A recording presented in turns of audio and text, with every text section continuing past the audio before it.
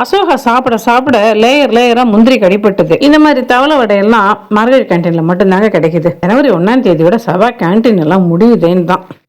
அசோகா அல்வா சாப்பிட திருவையார் போகணும்னு கட்டாயம் இல்லைங்க. சென்னையிலே அருமையான திருவையார் அசோகா சாப்பிட்டேன். வேற எங்க? மார்கழி மியூசிக் சபா கேன்டீன்ல தான்.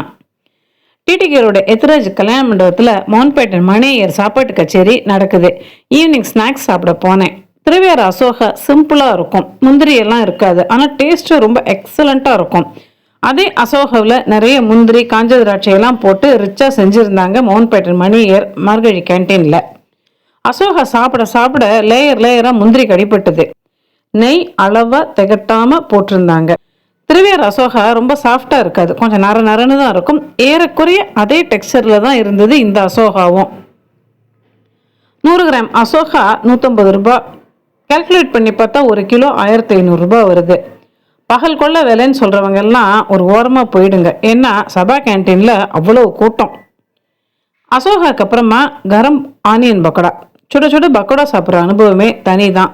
நிறைய பொரிச்ச கருவேப்பிலையோட உதிராக இருந்தது பக்கோடா. தொட்டுக்க தேங்காய் சட்னி. எனக்கு பிடிச்ச மாதிரி டேஸ்ட்ல இருந்தது பக்கோடா. 50 கிராம் பக்கோடா விலை 100 ரூபாய். அப்போ 1 கிலோ 2000 ரூபாய் ஆகுது. மோன்பேட்டன் மணியர் கேன்டீனில் தான் தவளை வடை நல்லா இருக்கும். பக்கோடாக்கு அப்புறமா தவளை வடையை சொன்னேன். உளுந்து, கடலைப்பருப்பு, மிளகு பொடி பொடியாக நறுக்கின தேங்காய் துண்டு எல்லாம் வாயில் கடிபடுறப்ப டேஸ்ட் பட் எல்லாம் உற்சாகம் ஆகிடும். இந்த மாதிரி தவளை வடையெல்லாம் மார்கழி கேன்டீனில் மட்டும்தாங்க கிடைக்குது.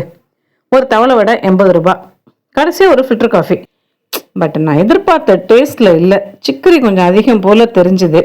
காஃபி அளவும் கம்மி தான். விலை 60 ரூபாய். மவுண்ட்பேட்டன் மணியர் மெனு லிஸ்ட்டு ரொம்ப நீளமாக இருக்குது.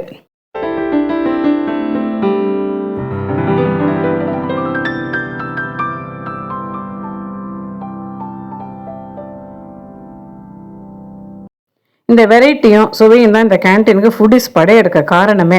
விலையை பற்றிலாம் ஃபுட்டிஸ்க்கு கவலை இல்லைங்க. அவங்களுக்கு இருக்கிற ஒரே கவலை ஜனவரி 1ஆம் தேதியோட சபா கேன்டீன் எல்லாம் முடியுதேன்னு தான்.